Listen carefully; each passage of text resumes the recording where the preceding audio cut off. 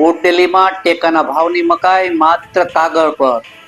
ખરીદી કેન્દ્રો હજુ પણ ન ચાલુ થતા લૂંટાઈ રહ્યા છે ખેડૂતો. ઘોર નિંદ્રામાં સૂતેલી સરકારના કારણે વેપારીઓ થયા માલામાલ. નમસ્કાર, સહજ ન્યૂઝ સાથે હું છું ગોપાલ ભેસાણી. છોટા ઉદેપુર જિલ્લાના બોડેલી પંથકમાં આ વર્ષે ખેડૂતો દ્વારા મકાઈનું મબલખ ઉત્પાદન થયું હોવા છતાં હાલની સ્થિતિ ખેડૂતો માટે અભિશાપ બની રહી છે. સરકાર દ્વારા ટેકાના ભાવ જાહેર કર્યા પછી પણ બોડેલી એપીએમસી ખાતે આજ દિન સુધી સરકારી ખરીદી કેન્દ્રો શરૂ ન થવું એ તંત્રની ઘોર બેદરકારી અને ખેડૂતો સાથે ખુલ્લો અન્યાય સમાન ગણાય છે. ખેડૂતોના જણાવ્યા અનુસાર તંત્રની આ ઉદાસીનતાના કારણે વેપારીઓ ખુલ્લેઆમ ખેડૂતોની મજબૂરીનો લાભ ઉઠાવી રહ્યા છે.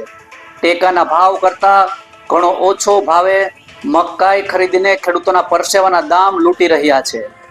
આ પરિસ્થિતિ સીધી રીતે ખેડૂતોના આર્થિક શોષણ સમાન છે. બોડેલી વિસ્તાર આજુબાજુનો વિસ્તાર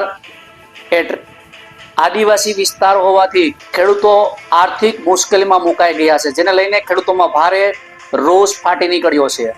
આ મુદ્દે સ્થાનિક ખેડૂતો દ્વારા રાજ્યના કૃષિ મંત્રી તેમજ બોડેલી એપીએમસી અધ્યક્ષને લેખિત રજૂઆત કરવામાં આવી છે.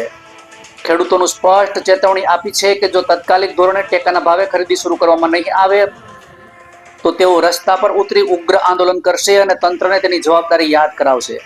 એક તરફ સરકાર ખેડૂતોના હિતની વાત કરે છે અને બીજી તરફ મેદાનમાં આવી હકીકતો સામે આવી રહી છે જે તંત્રની પોલને ખોલે છે કે સરકાર ખેડૂત વિરોધી છે. હવે જોવાનું એ રહ્યું કે તંત્ર ઊંઘમાંથી ક્યારે જાગશે અને ખેડૂતોને ન્યાય અપાવવા માટે કડક પગલાં લેશે. રિપોર્ટર શિલ્પા શાહ, સહજ ન્યૂઝ, બોડેલી. આજે અમે બોડેલી એપીએમસી ખાતે મકાઈની ખરીદી સરકાર કરે એના માટે અમે એક આવેદનપત્ર અપાયા હતા. એ અમે સેક્રેટરી સાહેબને આવેદનપત્ર આપ્યું છે. તો ખેડૂત સમાજ વતી અમે એક જ સરકારને રજૂઆત કરીએ છીએ કે ઉપર ભાજપની સરકાર છે, કેન્દ્રમાં ગુજરાતમાં, પછી અહીંયા ગાડી એવું કહેવામાં આવે કે એપ્રિલથી અમે વિચારીશું. તો જ્યારે ખેડૂતોનો માલ સમાપ્ત થઈ જશે પછી ખરીદી કરશે, ત્યાં સુધી તો આ બધા પાયમાલ થઈ જશે. તો અત્યારે જગતનો તાત એટલો બધો દુઃખી છે કે કોઈ વાત સાંભળવા તૈયાર નથી. એટલે એના માટે ખેડૂતોએ આવેદનપત્ર આપ્યું છે. તમે દરેક જિલ્લા છોટાઉદેપુરના 3 ધારાસભ્ય, સંસદ સભ્ય, એમને એક ઉગ્ર રજૂઆત કરીએ છીએ કે તમે અત્યારે સંસદ ચાલુ છે, લોકસભા વિધાનસભા ચાલુ છે, તો તમે તાત્કાલિક એનો અમલ કેમ ના કરાવી શકો?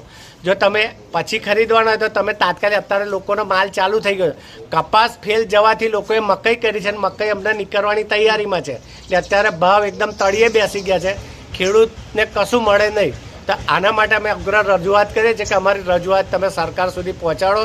ગમે તે થાય એના માટે તમે ઉગ્ર બનો તો જ આ સરકાર સામે, જેવી રીતે બટાકા માટે તૈના ધારાસભ્યો ઉઠી પડ્યા છે, તો આપણા અહીંના ધારાસભ્યો કે સંસદ કેમ બોલતા નથી?